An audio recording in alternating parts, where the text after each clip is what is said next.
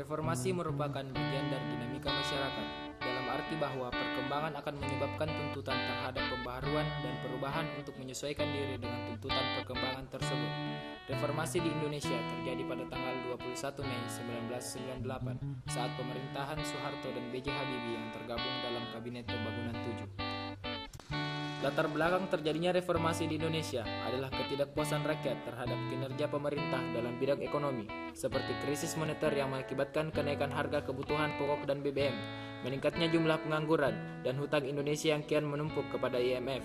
Dalam bidang politik, yaitu adanya kabar yang menyebutkan bahwa terjadi tindak KKN oleh Soeharto dan bidang sosial yang tidak stabil. Karena keadaan tersebut, mahasiswa Universitas Trisakti menyusun agenda reformasi yang berisi: yang pertama, adili Soeharto dan kroni-kroninya; yang kedua, amandemen Undang-Undang Dasar 1945; yang ketiga, penghapusan dui fungsi ABRI; yang keempat, otonomi daerah yang seluas-luasnya; yang kelima, supremasi hukum; dan yang keenam, pemerintahan yang bersih dari KKN.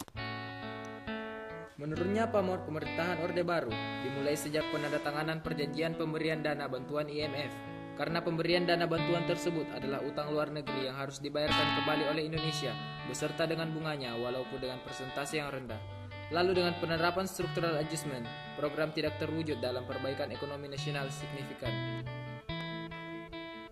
Dengan semua keadaan tersebut mengakibatkan banyaknya gerakan demonstrasi yang dilakukan oleh mahasiswa, khususnya Universitas Trisakti. Hingga pada 12 Mei 1996, gerakan demonstrasi memuncak dan memicu aparat keamanan untuk bertindak tegas.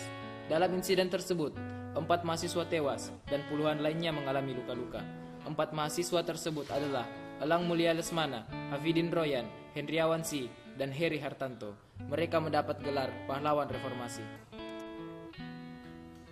Pada tanggal 19 Mei 1998, Presiden Soeharto mengundang 9 tokoh masyarakat ke Istana Negara dengan agenda membahas segala kemungkinan penanganan krisis negara. Namun hal tersebut tidak merubah pandangan masyarakat mengenai masa Orde Baru. Adanya desakan dari para mahasiswa dan masyarakat, serta mempertimbangkan kepentingan bangsa dan negara. Pada tanggal 21 Mei 1998, pukul 19.06 waktu Indonesia Barat, Presiden Soeharto mengumumkan pengunduran dirinya dari posisi Presiden Republik Indonesia, bertempat di Credential Room, Istana Negara, Jakarta, dengan disaksikan oleh Mahkamah Agung. Segera setelah Soeharto mengundurkan diri, Mahkamah Agung mengambil sumpah Baharudin Yusuf Habibie sebagai presiden yang sebelumnya menjabat sebagai wakil presiden. Pengalihan kekuasaan tersebut sesuai dengan pasal 8 Undang-Undang Dasar 1945 yang berbunyi, jika presiden mangkat, berhenti, atau tidak dapat melakukan kewajibannya dalam masa jabatannya, ia digantikan oleh wakil presiden sampai habis waktunya. Momentum turunnya Soeharto pada tanggal 21 Mei 1998 ini mengakhiri pemerintahan Orde Baru yang telah berlangsung selama 32 tahun di Republik Indonesia, dan dimulailah era reformasi yang dipimpin oleh Presiden Baharudin Yusuf Habibie.